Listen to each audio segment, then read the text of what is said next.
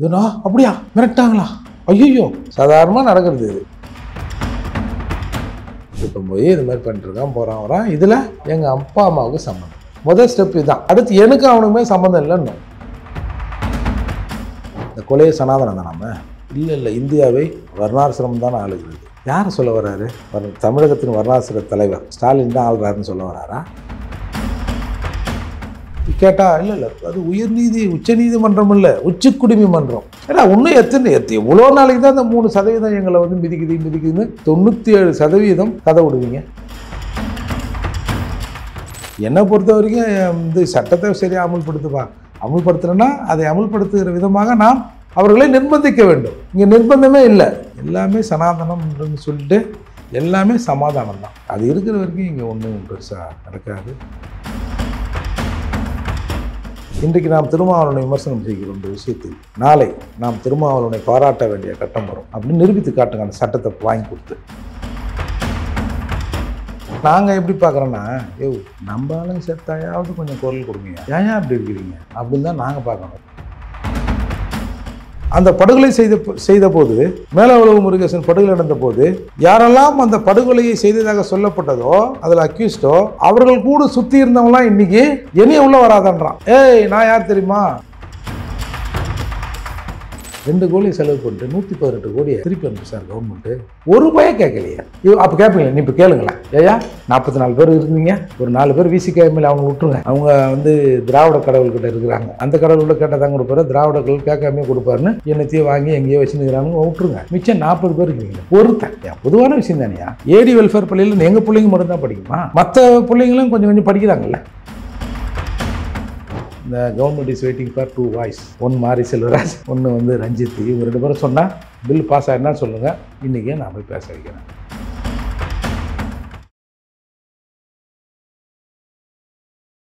இளையபாரத நேயர்களுக்கு வணக்கம். இன்னைக்கு நம்ம நேர்காணலில் நம்ம சிறப்பு விருந்தினர் புரட்சி தமிழகம் பரையர் பேரவைத் தலைவர் மற்றும் வழக்கறிஞரான ஏர்போர்ட் மூர்த்தி சார் அவர்கள் தான். சார் வணக்கம் சார். சார், இப்போ நெல்லையே வந்து ரொம்ப பதட்டத்தில் இருக்கிற மாதிரி சொல்லப்படுது. அதாவது கவின் ஆணவ கொலை, சுர்ஜித்னால செய்யப்பட்ட அந்த கவின் கொலை, இப்போ எல்லா அரசியல் தலைவர்களுமே அங்கே போய் தஞ்சம் புகுந்திருக்காங்க. அந்த அளவுக்கு பெரிய விஷயமாக்குறதுக்கான காரணம் என்னவா பார்க்குறீங்க? சரி, நம்ம கனிமொழி அவர்கள், நேரு அவர்கள் இன்னைக்கெல்லாம் வந்து பாடி வாங்கி அவங்கள்ட்ட கொண்டு போய் கொடுக்குறவங்களே பக்கத்தாலே நின்றுருக்காரு சார். அப்புறமேட்டு ஜான் பாண்டியன் போனது எதுக்கு போனான்னு நினைக்கிறீங்க? அவங்க அவர் திருச்சியை சேர்ந்தவர். அவர் எதுங்க? இது நெல்லை இல்லை, நெல்லை எங்கள் எல்லை, அதுக்கப்புறம் தொல்லை கன்னியாகுமரி அப்படின்னு திமுக கலைஞர் ஏற்கனவே சொல்லுவார். ஆனால் தொல்லை நெல்லையிலே இருக்கு போல இருக்குது. அதாவது 4 நாள் ஆச்சு, பாடி அப்படியே இருக்குது. அவங்களோட டிமாண்டு தான். இந்த பையன் தனியாக செஞ்சுருக்க மாட்டான், இதை வந்து சரண்டர் காட்டுறது அவங்க அப்பா தான் காட்டுறாரு. அப்போ இருவருமே காவல்துறை அதிகாரிகள். ஏற்கனவே இந்த பஞ்சாயத்தை காவல் நிலையத்தில் வைத்து பேசப்பட்டிருக்கு, இந்த பையன் மிரட்டப்பட்டிருக்கான்ற செய்திலாம் இப்போ வருது. அப்போது அந்த அப்பா அம்மாவும் கொலை செய்ய அருவாலை எடுத்து கொடுத்தாங்கன்னு சொல்லுவாங்க. மிரட்டப்பட்டிருக்காரா சார் போலீஸ்? அதான் அந்த இன்ஸ்பெக்டர் மேலே கூட நீங்கள் அலிகேஷன் சொல்கிறாங்க. இது சாதாரணமாக எல்லாத்தையும் நடக்கிறது தான். இதுனா அப்படியா மிரட்டாங்களா? ஐயோ, சாதாரணமாக நடக்கிறது இது. அது மாதிரி நடந்திருக்கு. அப்போ அதில் அவர்களுக்கு உண்டான பங்கு இருக்கும். ஏன்னா அவங்க வந்து எப்போ சட்டம் ரொம்ப கடுமையானது, இதெல்லாம் வேண்டாம்பா அப்படின்னு சொல்லியிருந்தாங்கன்னா அந்த பையன் போகிறதுக்கான வாய்ப்பு கம்மி. ஏன்னா அது திமிர் பிடிச்சது சனியை. அது வால் ஒரு 4 பசங்களை வச்சுன்னு இது கூட அந்த 4 பேர் போய் செஞ்சுட்டாங்க. ஏதோ சரக்கு போட்டானுவா, என்ன மாப்பிள்ள உனக்காக என் உயிரையே கொடுப்பேன், உயிரெல்லாம் கொடுக்க வேண்டாம், எங்கள் அக்காவுக்காக ஒரு உயிரை எடுக்கணும்டா அப்படி கூட ஏதோ போதில் போய் செஞ்சுட்டாங்கன்னா கூட சரி, அது என்னடா இப்படி பண்ணிட்டீங்களேன்னு சொல்லலாம், போதையை தூக்கி அது மேலே போடலாம். ஆனால் திட்டமிட்டு செஞ்சுருக்காங்கன்றது இப்போ எல்லாம் தெரிய வருது. அந்த பையனை கூட்டும் போகிறாங்க, பேச போகலாம் அப்படின்னு சொல்லிட்டு போய் கொண்டதாக இன்றைக்கி சொல்கிறாங்க. இதற்கிடையில் முதல்ல வந்து அந்த பெண் தரப்புலேருந்து ஒருதலை காதல் அப்படின்னாங்க. என்னம்மா அப்படி ஒருதலை காதல்ன்ற அப்படியே போட்டாலும் அவன் சட்டையை பிடிச்சிட்டு மக்கிற அப்படின்லாம் வந்த பிறகு அப்புறம் அந்த பிள்ளை நேற்று ஒரு வீடியோ வெளியிட்ருக்கு. இல்லை, நாங்கள் 2 பேரும் காதலிச்சோம், அவன் வந்தது எனக்கு தெரியாது, என் தம்பி கூட்டும் போய் இது மாதிரி பண்ணிட்டுருக்கான் போகிறான் வரான், இதில் எங்கள் அப்பா அம்மாவுக்கு சம்மந்தம் இல்லை. முதல் ஸ்டெப் இதுதான். அடுத்து எனக்கு அவனுக்குமே சம்மந்தம் இல்லைன்னு. அது எப்படி சார்? இப்போ தமிழ்நாட்டில் பரபரப்பாக பேசப்பட்ட 2 படுகொலைகள், இந்த மாதிரி காதல் ஆணவம், மயிர் ஆணவம், ஆணவம் திமிர். இது திமிர் கொலையா? திமிர் கொலை. இது சட்ட ஒழுங்கை பற்றி அவங்களுக்கு ஒரு பயம் இல்லை. அப்படி சொல்லணும். இது ஆணவம், கௌரவம். கௌரவம்னு பேரை மாற்றி ஆணவம் நானுங்க. என்னன்னா அதில் மயிர் கௌரவம் இது ஆணவம். ஆணவ கொலைன்னு வை பேர் வச்சுட்டா நின்று போச்சா? அப்போது இன்னைக்கு அந்த 2 பேர் சொன்னல, இப்போ அந்த 2 பெண்களும் என்ன நிலையில் இருக்கிறாங்க சொல்லுங்க பார்ப்போம். தமிழ்நாடே பரபரப்பாக பேசப்பட்டது. எல்லாம் 2 அது கல்யாணம் பண்ணி நிற்கிது. ஏம்மா இதுக்கு நீங்கள் முதல்லையே ஒழுங்காக எங்கன்னா இருந்திருந்தீங்கன்னா 2 பயலும் செத்துருக்க மாட்டான், 2 ஊர் கலவரமாக இருக்காது, 2 சமூகத்துக்குள்ளும் இந்த பிரச்சனை வந்திருக்காது. அப்படி தான் எதாச்சியாக நீங்கள் நடக்குது. பொதுவாக இந்த காதல் சாதி மதம் பார்த்து வருதில்லை. மதம் பார்த்துனா கூட எது இந்த பர்தா கர்தா போடுந்தா அது முஸ்லீம் தெரியுதுங்கடா அப்படின்னு போகலாமே தவிர மிச்சம்லாம் ஓப்பனில் இருக்கும்போது என்னவோ பார்க்குறான், பிடிக்குது, பேசுகிறான், அதுக்கப்புறம் என்னவோ ஒரு சாதின்னு தெரிய வருது, அவ்வளோதான். காதலிப்பவர்கள் பெரும்பாலும் நினைப்பான், நம்ம நல்லா வசதி வாய்ப்பாக இருக்கிறோம், இதை விட ஒரு நல்ல மாப்பிள்ளையை தேடி கண்டுபிடிச்சி கொடுத்துருவாளா அவங்க வீட்டில் அப்படின்னு இவன் நினைப்பான். அந்த பொண்ணு நினைக்கான், பரவாயில்ல நல்லா மாதம் நல்லா சம்பாதிக்கிறான், ஸ்டைலாக இருக்கிறான், சரி ஓகே ஃபைன் அப்படின்னு அது நினைக்குது. இதுக்கு பேர் தான் காதல். இது ஒன்று காவிய காதல் இல்லை. நான் இதை எப்படி பார்க்குறேன்னா, காதலை போற்றிய தமிழகத்தில் அந்த காலத்தில் இலக்கியங்கள் காதல் போற்றப்படுகிறது. அப்பயே படுகொலைகள் நடந்துருக்குது. அதான் மதுரை வீரன் காத்தவராயன்னு ஒரு கதைலாம் இருக்குது. அப்போ அது எங்கேயோ 1-2 நடந்தது, அதுக்கப்புறம் காதல் தொடர்ந்தது. இப்போது பெரும்பாலான இடங்களில் இந்த மாதிரி காதலிச்சா மேட்டு பண்ணிடுறோம். என்னத்துக்கு நம்ம அதை போய் செய்யணும்? இவெல்லாம் திருந்தட்டும், திருந்தின பிறகு நம்ம பார்ப்போம் அப்படிங்கிறது என்னோடய பர்சனல் கருத்து. அதற்காக இவர்கள் காதலிப்பது தப்புன்னு நான் சொல்ல வரல. அந்த உரிமைக்கு நாம் அவங்க கூட நிற்கணும். சார் அதே மாதிரி இப்போ இந்த கண்டன ஆர்ப்பாட்டத்தில் கூட திருமாவளவன் பேசுன பேச்சு கேட்டிங்களா? பார்த்தேன். இந்த கொலையை சனாதனம் தான் நம்ம வர்ணாசிரமம், அதுக்கு ஒரு 1/2 மணி நேரம் கிளாஸ். வர்ணாசிரமம்னா என்ன, அந்த 4 அடுக்கு என்ன, அதை தான் அம்பேத்கர் காரி துப்பி தானே இந்திய அரசு சட்டத்தை எழுதி கொடுத்தாரு. இல்லை இந்தியாவை வர்ணாசிரமம் தானே ஆளுகிறது. யார் சொல்ல வர்றாரு? தமிழகத்தின் வர்ணாசிர தலைவர் ஸ்டாலின் தான் ஆள்றாருன்னு சொல்ல வர்றாரா? இல்லை இவர் பட்ட அனுபவத்தை ஸ்டாலின் மாதிரி, இல்லை இப்படி சொல்லும் முத்துவேல் கருணாநிதி ஸ்டாலின் மாதிரி, இந்த திராவிட சனாதனம் மாதிரி ஒரு கொடிய சனாதனம் எங்கேயும் கிடையாதுடா, தமிழ்நாட்டையும் சனாதனம் தாண்டா ஆளுது அப்படின்னு சொல்ல வராரா என்னன்னு எனக்கு ஒன்றும் புரியல. இந்திய அரசியலும் சட்டம் இந்தியாவை ஆளுகிறது. அதில் எதுனா உங்களுக்கு மிஸ்டேக் ஆகுதுன்னா நீங்கள் கோர்ட்டுக்கு போகலான்னு அம்பேத்கர் சொல்லியிருக்கிறாரு. இன்னமும் சனாதனம் ஆளுதுன்னா அம்பேத்கரை நீங்கள் அசிங்கப்படுத்துறீங்க, இப்படிதானே? அந்த மனுஷன் தான் சொல்லியிருக்காருல்ல, இதில் ஏதாவது ஒருத்தன் வயலேட் பண்ணால் நீ நேராக கோர்ட்டுக்கு போயான்றாரு. கேட்டால் இல்லை அது உச்ச நீதிமன்றம் இல்லை, உச்சக்குடிமை மன்றம். ஏன்னா இன்னும் எவ்வளோ நாளைக்கு தான் அந்த 3% எங்களை மிதிக்குதுன்னு 97% கதை விடுவீங்க? இல்லை இதை 97% இதை பேச வைக்க நீங்கள் அவனை மூளைச்செலவு செய்கிறீங்க. ஏண்டா நெல்லையில் படுகொலை? அது சனாதனம். 4 அடுக்கு 3 அடுக்கு 2 அடுக்கு 2 அடுக்கு பஸ் கூட மெட்ராஸ் அது கூட இப்போ காணோம். மும்பையில் மட்டும்தான் இருக்குது பொழுது. ஆனால் அப்படி இருக்கிற மும்பையில் சனாதனம் பற்றி எவனும் பேச மாட்டான். அதுக்கு ஒரு கிளாஸு. அப்புறம் அட்ராசிட்டி ஆக்டுன்னா என்ன, அதுக்கு ஒரு 10 நிமிஷம். அப்புறம் நான்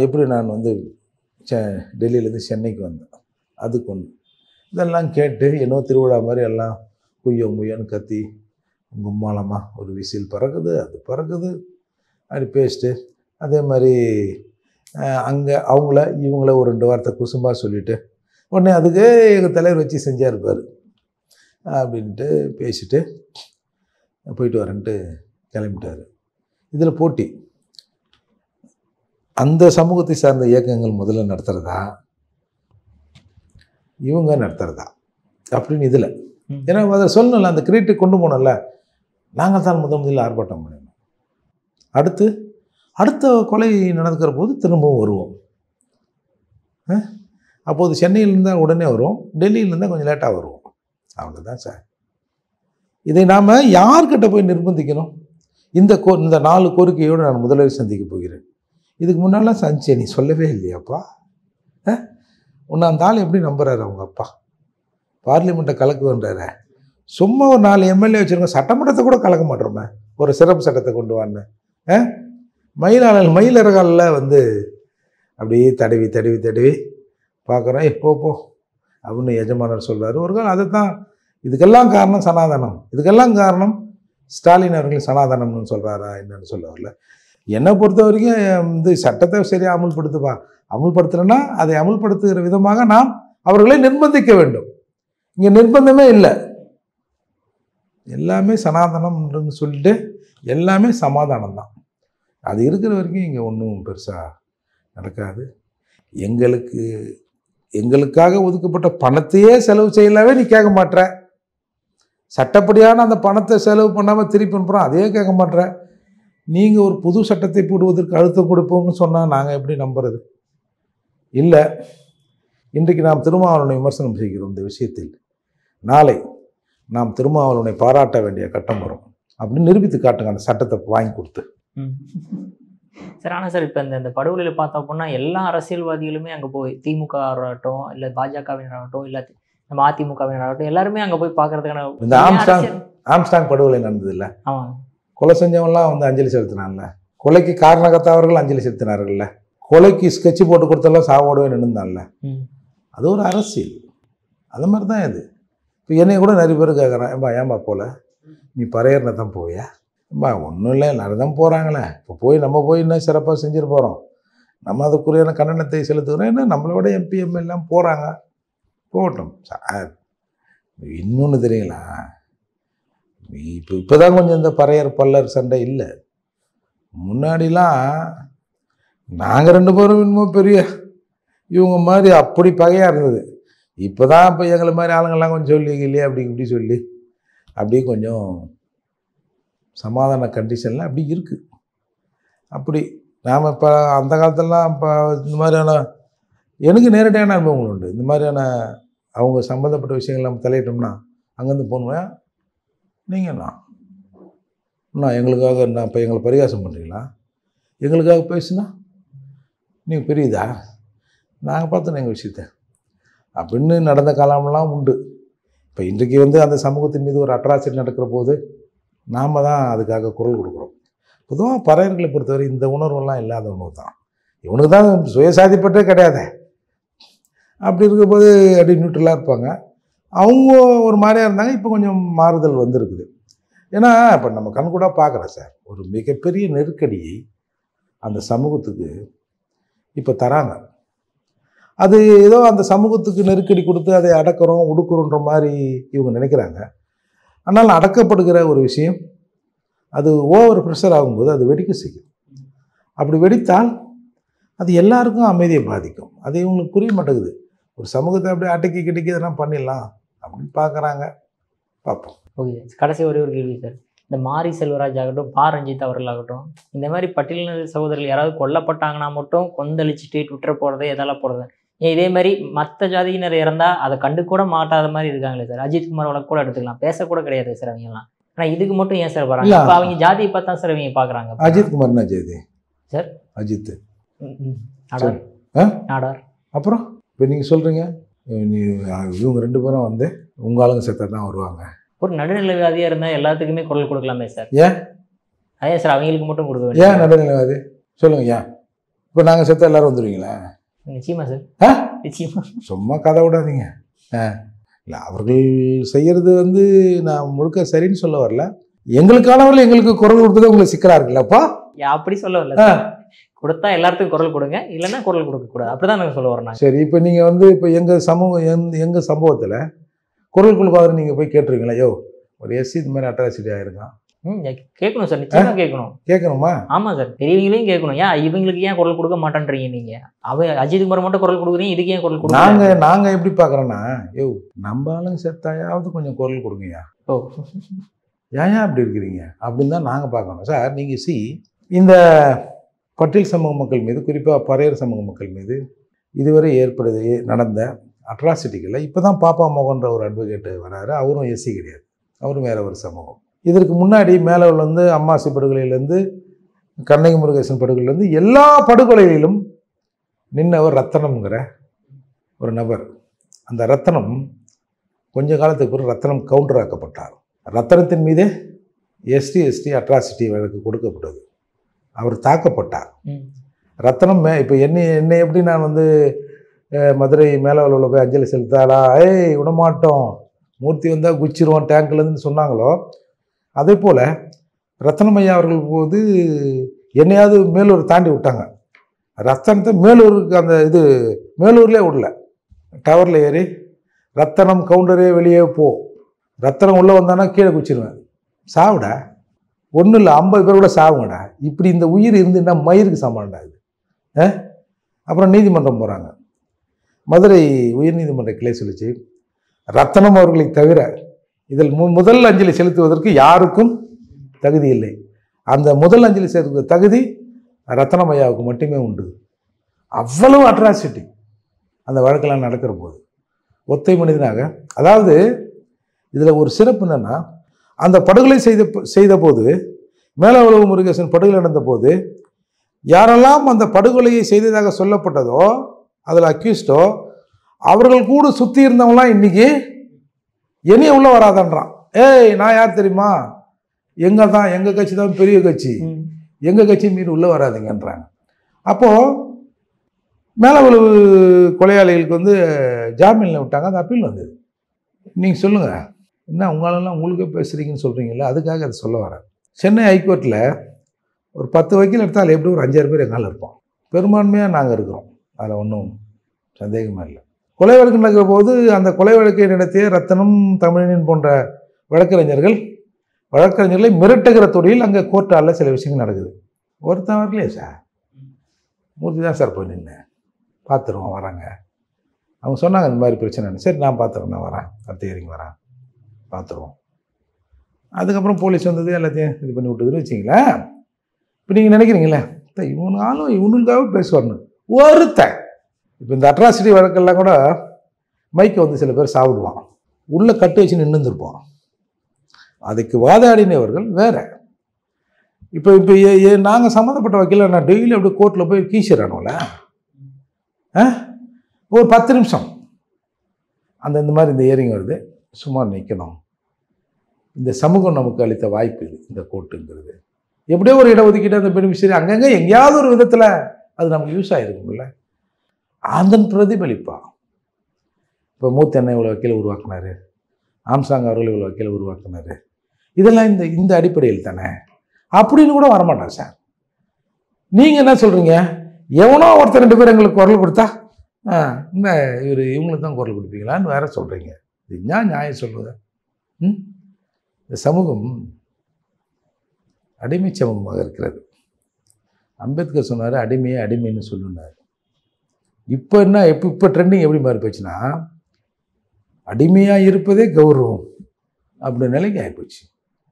இதில் 1000 தவறுகள் இருந்தாலும் ஏதோ ஒருத்தர் 2 பேர் அத்தி புத்தாப்பில் அங்கே ஒன்றும் இங்கே ஒன்றும் நடந்தா பேசுகிறான் சார். 120 கோடி ரூபாயை வந்து எஸ்சி ஆதிராவிட நலப்பள்ளிகளுக்கு ஒதுக்கிட்டு 2 கோடியை செலவு பண்ணிட்டு 118 கோடியை திருப்பி அனுப்பி சார் கவர்மெண்ட்டு. ஒரு ரூபாயே கேட்கலையா?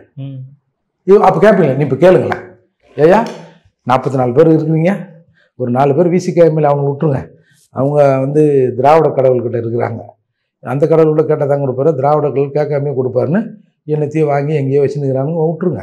மிச்சம் 40 பேர் இருக்கிறீங்களே ஒருத்தன். ஏன் பொதுவான விஷயம் தானேயா? ஏடி வெல்ஃபேர் பள்ளியில் எங்கள் பிள்ளைங்க மட்டும்தான் படிக்குமா? மற்ற பிள்ளைங்களும் கொஞ்சம் கொஞ்சம் படிக்கிறாங்கல்ல. பெரும்பாலுமே நாங்கள் இருப்போம், அந்த ஏரியாவில் இருக்கிற மற்ற சமூக மக்கள் படிப்பாங்கள்ல.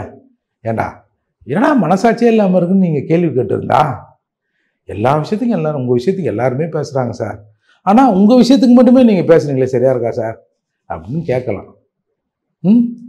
அதால் என்னவோ இவங்க பேசிதான் உடனே மாரி செல்வராஜ் பேசிட்டாரு, ரஞ்சித் பேசிட்டாரு, எப்பா 2 பேரும் பேசிட்டாங்கப்பா, சட்டத்தை போட்டுருங்கப்பா அப்படி அரசாங்கம் சொல்லுதுன்னா சொல்லுங்கள். இப்போ உடனடியாக அவங்கள இதில் மாரி செல்வராஜ் பிஎல் தான், அந்த இறந்த சமூகம் தான் வச்சுங்க.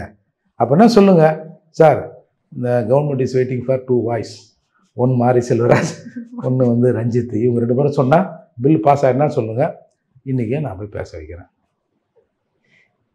அப்படி நடக்க வாய்ப்பு இல்லை சார். அப்புறம் என்ன நீங்கள் என்னவோ எங்கள் ஆள் ஒருத்தர் 2 பேர் ஏதாவது மூச்சு கீச்சு விட்றான், அவனுங்களுக்கு மட்டுமே மூச்சு விட்றான் பாரு, இந்த மூச்சை நிறுத்தாதீங்க, நடக்கட்டும். ஜனநாயக சக்திகள் வந்து இந்த மாதிரியான விஷயங்களை கேட்கணும் சார்.